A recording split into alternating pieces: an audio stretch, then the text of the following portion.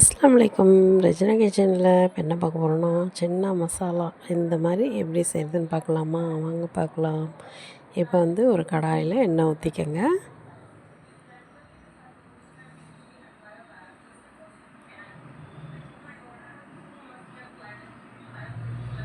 எண்ணெய் சூடான வெங்காயம் போட்டுக்கலாம்.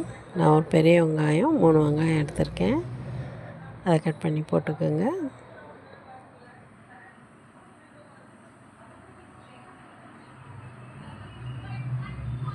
இப்போ தக்காளி ஒரு 3 பழம் போட்டுக்கலாம்.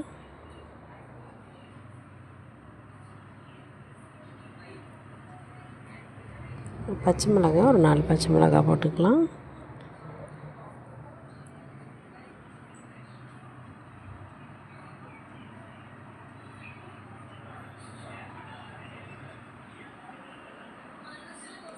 இப்போ அடுத்து 4-5 முந்திரி போட்டுக்கலாம். 1 ஸ்பூன் சோம்பு, 1 ஸ்பூன் கஸ்தூரி மேத்தியும் போட்டு நல்லா வதக்கி விடலாம்.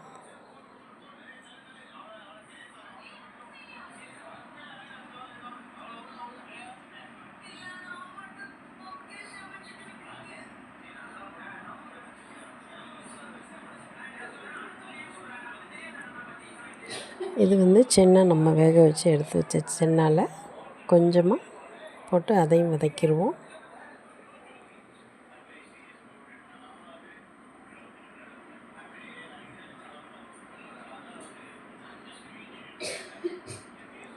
இது நல்லா ஆற வச்சு அரைச்சிட்டு வந்துடலாம்.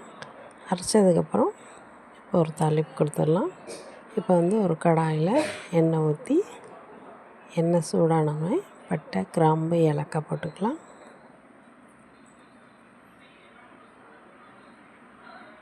இஞ்சி பூண்டு 1 ஸ்பூன் போட்டுக்கலாம்.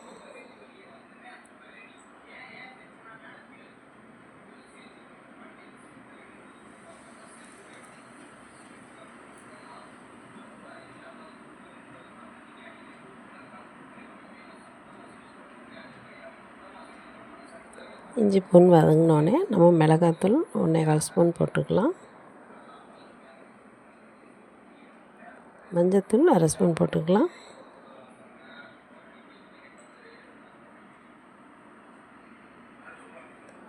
சிக்கன் மசாலா 1/2 ஸ்பூன் போட்டுக்கலாம்.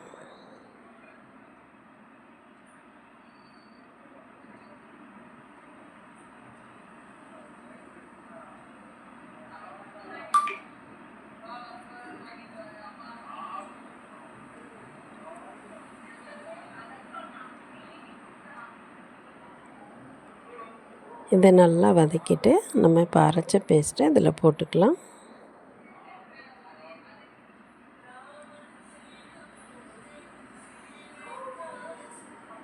இது போட்டுட்டு கொஞ்சம் சிம்மில் வச்சு நல்லா வதக்கி விடுங்க.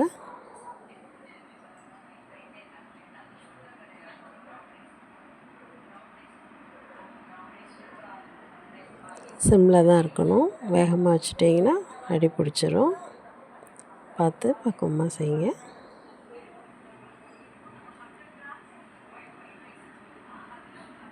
இது கெட்டியாக இருக்கிறதுனால உடனே பிடிச்சிரும். நீங்கள் சிம்மில் வச்சு கிண்டி விடுங்க.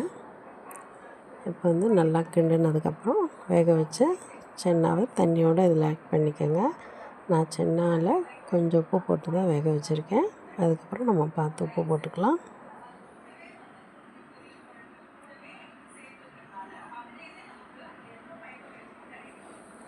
கொஞ்சமாக வேகமாக வச்சு கொதிக்க விடுங்க. 1 ஸ்பூன் கரம் மசாலா போட்டுக்கலாம்.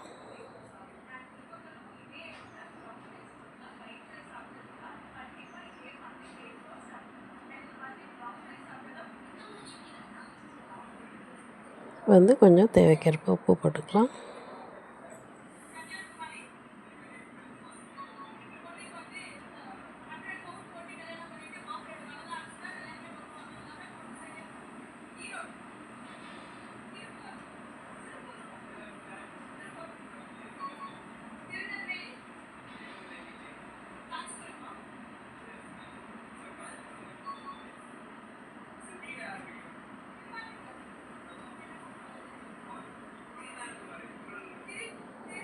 இப்போ கொஞ்சமாக நம்ம பால் ஊற்றிக்கலாம்.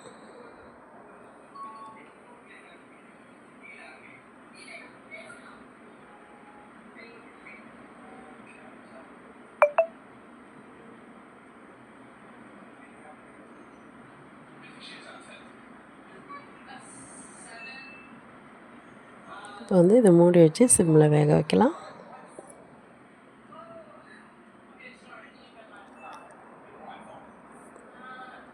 நல்லா கொதி வந்துருச்சு.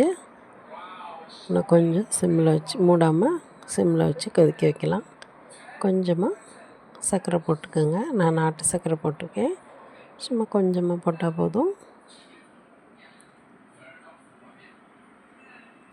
இந்த மாதிரி சிம்மில் வச்சு கொஞ்சமாக சுண்டினதுக்கப்புறம் கொஞ்சம் நெய் போட்டு லைட்டாக சூடாக்கி இந்த மாதிரி கொஞ்சமாக மிளகாத்தூள் போட்டு இதில் ஊற்றிடுங்க. கொஞ்சம் கலர்ஃபுல்லாக இருக்கும்.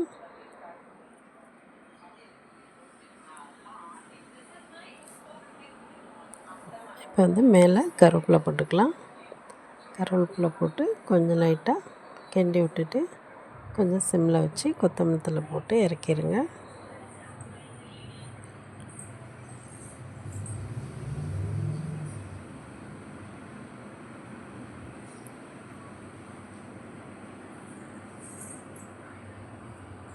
பிளேட்டில் போட்டு காமிக்கிறேன்.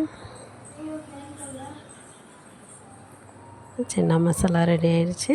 வீடியோ பார்த்ததுக்கு நன்றி. வீடியோ பிடிச்சிருந்தா லைக் பண்ணுங்கள், ஷேர் பண்ணுங்கள், கமெண்ட் பண்ணுங்கள், மறக்காமல் சப்ஸ்கிரைப் பண்ணுங்கள். Okay bye. அஸ்ஸலாமு அலைக்கும்.